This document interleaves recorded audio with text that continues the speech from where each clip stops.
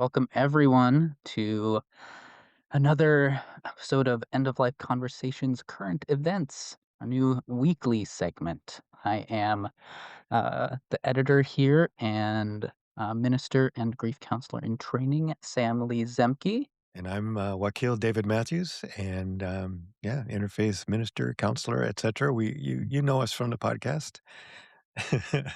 Yes, yes, yes. We have our this hat. My name is the Reverend Mother Ana Luisa Mendariz, End of Life Conversations podcaster and death midwife Yeah, to all. to all. Yeah. So Sam had a really interesting thing that he wanted to bring up from last time that we talked, and so why don't you go ahead, Sam? Let's get going on that. Yeah, yeah. After we finished up last time, I I was struck, and we talked about the voices or the people, the deaths, um, in this ice surge, in this state murder spree that we're not seeing. Yeah. And I wanted to bring attention to the ones that we are seeing very explicitly.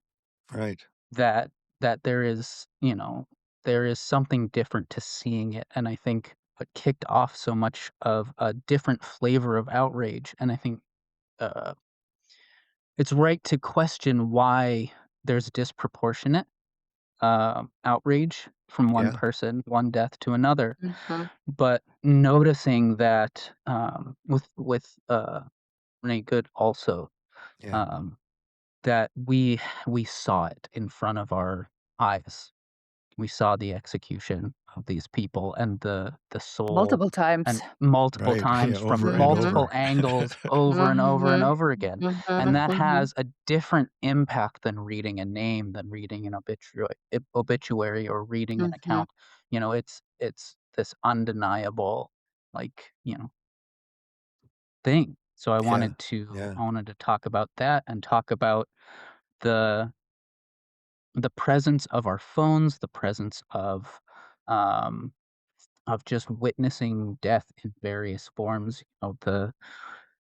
The genocide in Palestine. Also, we've been watching that for years in a new way that we didn't see in the past, and how that has picked up our awareness and impacted us.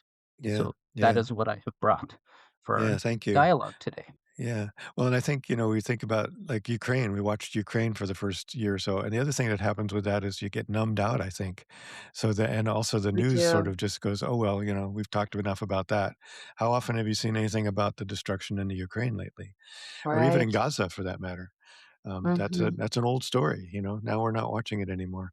And then there's Mhm. the little 5-year-old, with its cute little backpack. Liam. Yeah. Mhm. All these things, the way the news cycle works is it's in our faces and we're like overwhelmed by it and we're talking about it and we're doing things and then the next thing comes up. And it's also part of the tactics that are being deployed by our government right now to overwhelm us with more and more Mm. insanity to try to keep us from Exactly. thinking about any of the any of those, right? Mhm. Mhm.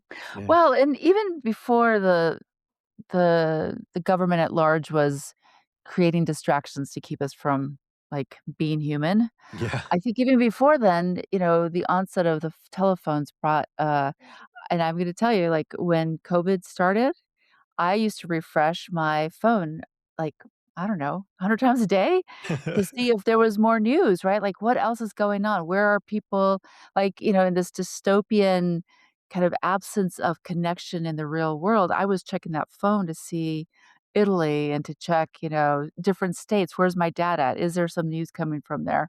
Yeah. And, we're rubberneckers, you know? Right? We're like Mhm. death rubberneckers, like, "Oh, where's it happening?" What's going on? And it's both, like, important, and also it creates a desensitization of our valuing of life, whether it be children, immigrants, trees, animals, right? Like, we're just like, "Oh, yeah, okay," Mhm, mhm. frog that's gone.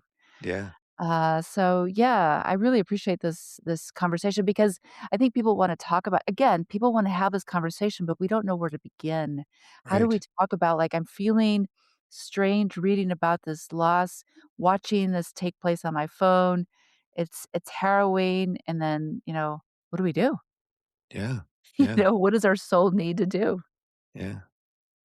Well, yeah, one thing we do, and that seems to be coming up with a lot of people now as we get together and talk about it, or Yeah. we get together with our, communities and we cry about it, or we do ceremony around Mhm, it, ritual. mhm, So those mhm, are things we talk about, and of course, our last, podcast episode was how you start conversations, which is, again, sort of that same thing, and then one coming up at the end of next month will be about ritual and ceremony, so those are, things that are on top of mind for us, mhm. and so that's one answer to that question, but I just, talk more, Sam, about the impact that you think that has on us, on you. I think you both spoke to it really well. The tension of both a more immediate response and also some of the desensitization as it goes along. I remember especially after October 7th in Palestine, Mhm, the heightened emotion and the response, and people were out in the streets and people were responding in a really, really big way because it hit us so hard. And then mhm, over just years of that happening, and now there's other things, other um, Losses and chaos. losses and Yeah. chaos and death in our immediate lives. Um, which, can be discussed in a design or opportunism also. Yeah, Um, you know, don't look at that because you gotta deal with what's in front of you now. One of the things that seems to be arising, and it's, some of the reports out of Minneapolis, is how potlucks and block parties have become places of community organizing yeah, for mhm, people mhm, to come together and build community with one another and grieve together and support one another. And, it can mhm, all roll mhm. from one lady making sandwiches for the community, yeah. That's right. That's and right. then Well, and I really appreciate that folks are doing that because it is part of our ritual when somebody has passed to get the food, to set up, a circle of chairs, maybe build a bonfire, maybe play music. And it gives us this time and space to grieve slowly and process what we have just experienced, but with today, with our constant, phone and or community at large being targeted, it does feel like we almost need like a 24/7 grief space, right? Like, because shit's happening all the time, and all of us are processing at different speeds and different moments in different ways, and I was just thinking about this, like, there has to be, and we know this, but there's a human dissonance, like, we cannot process this much grief so fast. Right. It's Yeah. really hard, and even though we're pained by these images, and then we go through this, we spiral into this our grief circles, and I feel like our body wants more. I feel like our Mm. hearts need more. I feel like the somatic desire to connect with others and hug each other is there, and it's not enough. We don't have it. We're not able to do this in this time and space. So true, so true. Yeah. I was gonna say one of the other things that is a part of this, media, that we have is that we also are not being shown a lot of, things that are people that are being harmed. It's like it's chosen for us by either algorithms or the media companies, or whomever, Um, so we are also maybe not paying as much attention or noticing as much as we should be or could be, of the other things that are dying and being lost, and the other people who are being, Harmed. squashed, and harmed, Mhm. and other things that are being harmed, because it's not. we can't for one thing, we couldn't possibly process all of it even if we wanted to, Mhm. right? But even then, it's like, since these things are chosen for us by algorithms and by media organizations, what are we missing? What are we not seeing Mhm. that we would that we would want to see and that we would wanna pay attention to, and how do we make those connections? And that, again, I think is community can help us with that, right? Because Mhm, our community mhm. is like, we can gather right here, right now, the 3 of us, and start saying, "Oh, yeah, what about that? What about that?" Mhm, And mhm. so that's where community can also be a really important, part of this processing. Right. It's like a positive outsourcing of attention rather than the Ah, negative Yeah. outsourcing of attention that is relying entirely on digital spaces on our phones that's right. or the feeds that what Keely you're saying, are designed for us in a whatever, Right. makes money or does Or keeps achieves a us goal that is not our own. Yes, Yeah. exactly. it's achieving that goal, that's right. Yes, and, I would love to see more footage of groups getting together in their community, right? Like, it Yeah. would just be so delightful, like, sandwiches being passed out and, the hugs given to one another. I'll offer you a hug. Here. Yes. I saw a wonderful video that Mhm. oh, hug. I saw a Yay! wonderful video, from the recent LA protests, anti-ICE protests, where, um, a group of people were out protesting and a veteran came up in full reaction mode, full adversarial, like, "You're disrespecting, why aren't you respecting, the people uh, that are sacrificing for this," and, rah, rah, rah, rah, and it was getting big, and he started to walk away, and you can hear somebody off in the distance being like, "Man, I'm just trying to see if you need a hug." And he's like, "Rah," walking away, and he's like, "What did you say to me?" He's like, "Do you want a hug? Do you need a hug?" And the guy turned around, and they walked up to each other, and they hugged each other. Alright. And, like, people in this crowd are immediately weeping and are like, "Yeah."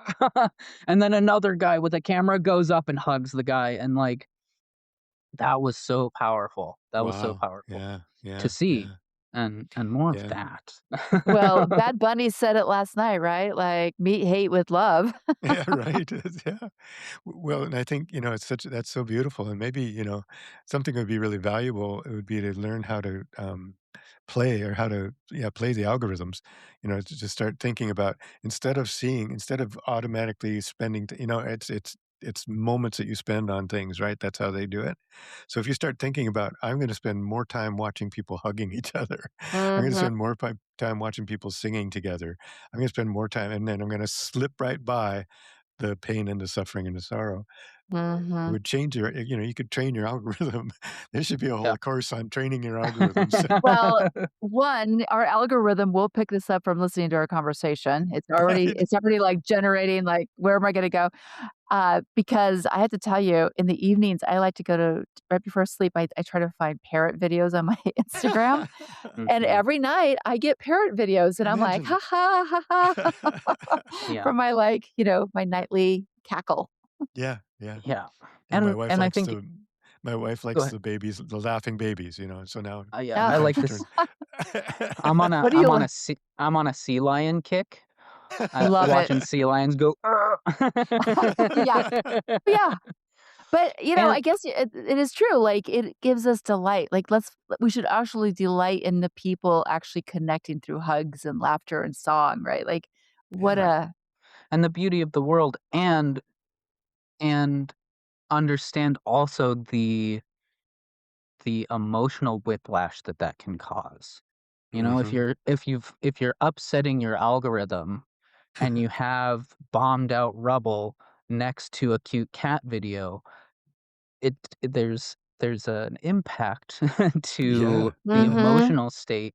I think about, the Marvel movies or, the Disneyfication that we've been looking at in media, where every time there's an emotionally vulnerable scene, it gets, uh, followed up with a joke, Mm, and the amount of discussion that's happened in media analysis circles about emotional whiplash and that, and seeing hmm, that in, yeah. like, a real world way, and, these are what we're talking about, I think, is just noticing. What are we noticing Yes. and what Yes. are we not noticing? And Yeah. so bringing awareness to those pieces and, Mhm. to return to our point here, what what griefs are we noticing and what are running around underneath our consciousness that Mm, Right. we're still carrying, still holding, and maybe don't have anywhere to go. Um, mhm. Mhm, yeah, mhm. It would Yeah, be it becomes a really burden, right? It becomes it something does. heavy that we can't even understand. Yeah, we I may mean, not even know. everybody's, talking about how tired they are all the time. It could be that is the symptom of our burden. Absolutely. Yeah, I'm sure that's true. Yeah.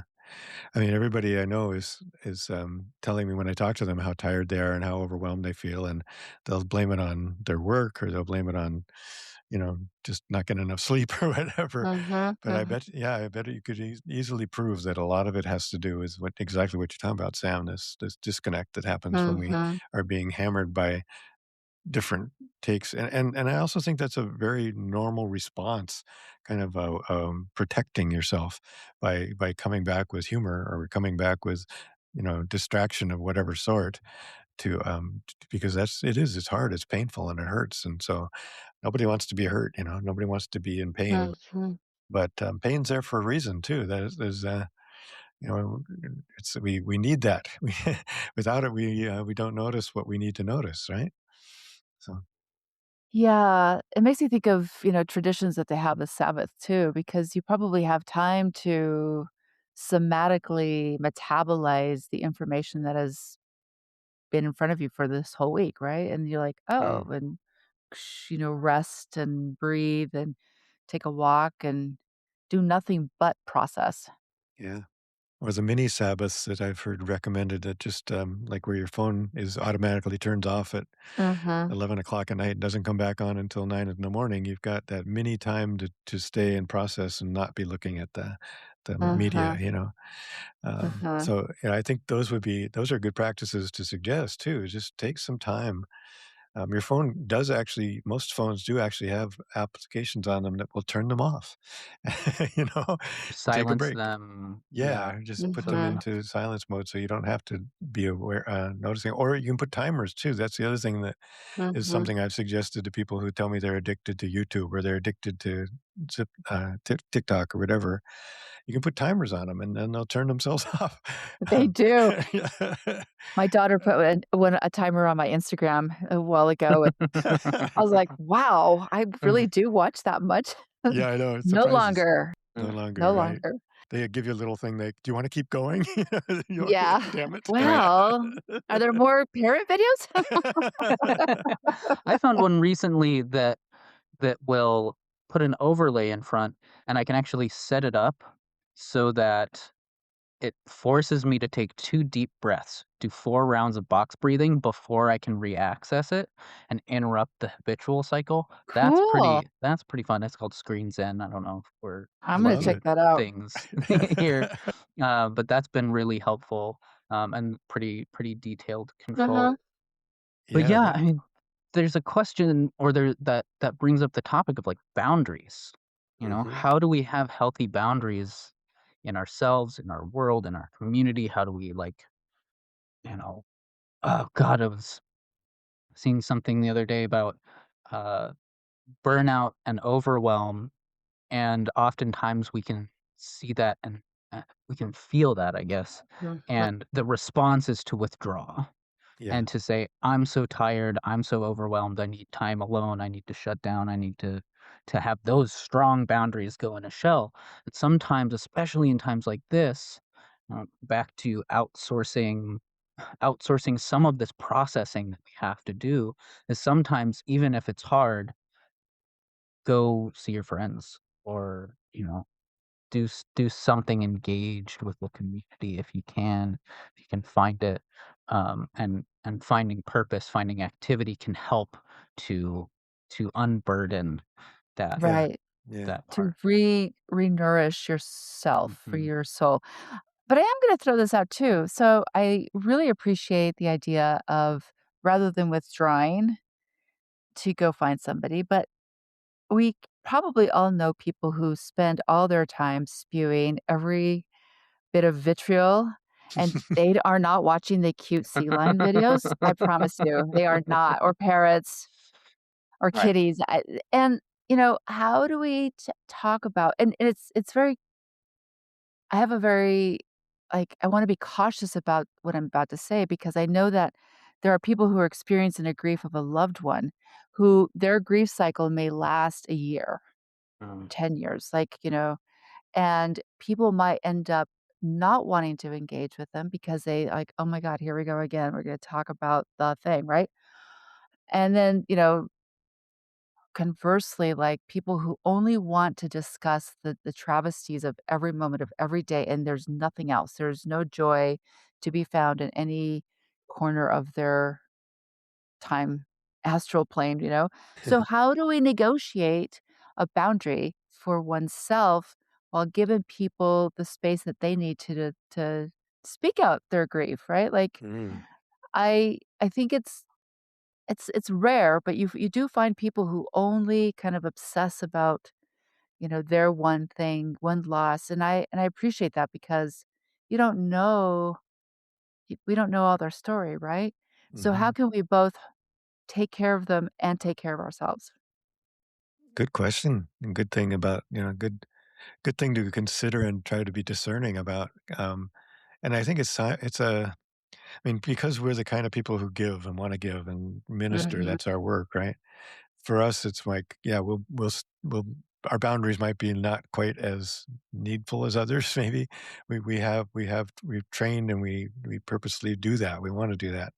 But then again, even no matter who you are, there's some point at which you need to really be checking in, and that's why I think that the whole process of just like Sam said, take some breaths, and notice what your body's doing. Let your body tell you, if your body's starting to clamp up or, if you're noticing that's a noticing that can help you to say, "You know what? I just need to take a break for a while. Maybe we could talk again tomorrow or something."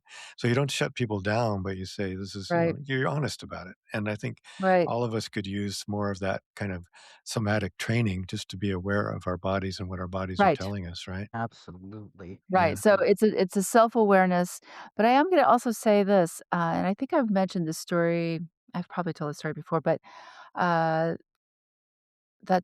what is that big, church in, San Francisco? Glide? Yeah. Uh, Yeah. it's big okay. Were you there with me the day that we went and somebody came in from the street and disrupted the choir? Were you Yeah. there? Yeah, yeah, Okay. and So I tell this story all the time because especially now that I'm, working in a community, like, with the unhoused populations, and it makes people nervous to have somebody just, like, vent, right? And I understand. It's like there is something in their lived experience that is very deeply wounding, very grief-riddled, like, they wanna talk about this. And sometimes I do have time to sit there and listen. I It's not a problem, right? But what I do appreciate about that moment I learned from Glide was to not turn away, but to mirror back what the person said. So in this instance, you could say something like, "I hear that it's really hard for you to have experienced XYZ. I'm really sorry that it's still so present to you." And, that way they are heard and you're not, like, just cutting them off, in their grief. And, if you have the capacity, you could continue to listen and keep mirroring back in that moment. Or you could say, "Right now, I don't have the time or space or energy or bandwidth to carry this on, but I hope you find somebody who can accompany you during this time." Because it's a dignified way of saying, "I see what you're doing, yeah. what's going with you, and I personally can't take care of it right now, but I think that you can, you can find folks to help." Yeah, Yeah. yeah, The grace you were modeling, Ana Luisa, of communicating to somebody that they are being heard and that having somebody to listen to them or hold space is something that, like, they deserve, that we all deserve to have somebody, like, Mm, listen to us, mhm, you yeah, know? yeah. And mhm. it's hard when we're stuck on a one thing and, the person who's gonna talk about the one hard thing or all the hard Again. things in the world again and Mhm. again and Yeah, again. yeah, Mhm. yeah, and actually, the story you told early on about the person being hugged, that was that kind of response in a way. That was somebody not just saying, "I'm afraid of you, I don't want you around, you're scaring us." It's like, "You know what? Mhm. Maybe what you need is a hug, and I'm gonna offer that to you." And Mhm, that's another way you can respond to that. I mean, it can be threatening. Yeah, I mean, there's people out there that are so angry, so hurt. Mhm. We Mhm. did a, event down here for, No Kings or whatever it was, I don't remember what losing track. Which one? mhm, Yeah. And there was a whole bunch of us down by our ferry dock here in Edmonds, and somebody in the ferry line got out of his car and came out to and started cursing at us and yelling at us and telling us, how horrible and stupid we were. Really, cruel and mean and nasty stuff. The responses were very interesting up and down the line. This is, of course, because it's suburban Seattle. It was mostly old white folks, right? mhm, And shouting about, "Who's you guys have never spilled blood for," and several people said, "Oh, yes, I have," Mhm. and but then there was things like, for one thing, at one point, everybody just started laughing. That was interesting. It was kind of overwhelmed the cursing with laughing. But then somebody next to me said, "Tell me what's hurting you right now. So where have Mhm. you been hurt?" Mhm. And of course, he didn't pay any attention to that. And it occurred to me Mhm. that in that case, like, he was across the street, across like 4 lanes of traffic. But if somebody had been on that side of the street and had walked up to him and said, "Hey, could you use a hug? Or can you wanna just come over here? I'll Mhm. buy you a cup of coffee and you can tell me more about what's on Mhm. your heart and why Mhm. this is so important to you." It could have been a Mhm. way of, I mean, he might also have just told him to go to hell. But it's interesting, and it takes courage to do that, right? And so I would think I just wanna, make the point here that it's worth it, and that taking the courage to say, "Hey, maybe you just need a hug," or, "Can I hear more about what's on your mind and what's on your heart, and I'll buy you a cup of coffee. Let's go sit down over here." Anything like that, Mhm.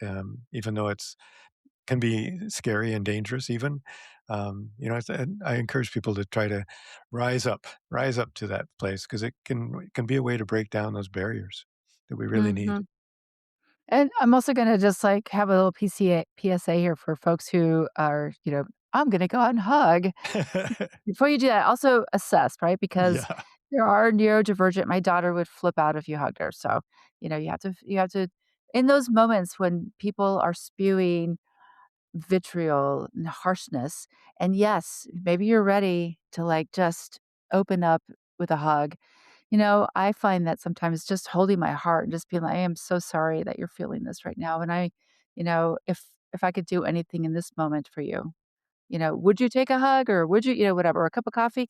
But take care of yourself and also demonstrate very gently, like, how are you available, right? Mhm, Not mhm. everybody wants a hug. Yeah. Some and not people just want a everybody slap. yeah, not everybody has the space to de-escalate in a Yeah, situation like that. yeah, and Sometimes I That's it's right. not there's just not an opening to bring somebody down from that heightened state because Right. we're all heightened, and a lot of Yeah, people don't have the skills, the tools to Mhm. bring yeah, down, and there's good Um, trainings. I would recommend looking for training, Mhm. because there are trainings about dealing with that kind of stuff, and I think it's really important to have that kind of, practice, do a little practicing with people who know how to teach training and teach de-escalation and teach that kind of stuff, because, yeah, you don't wanna get yourself in a place of danger, or you don't wanna put other people in danger by misreading the situation, or yeah.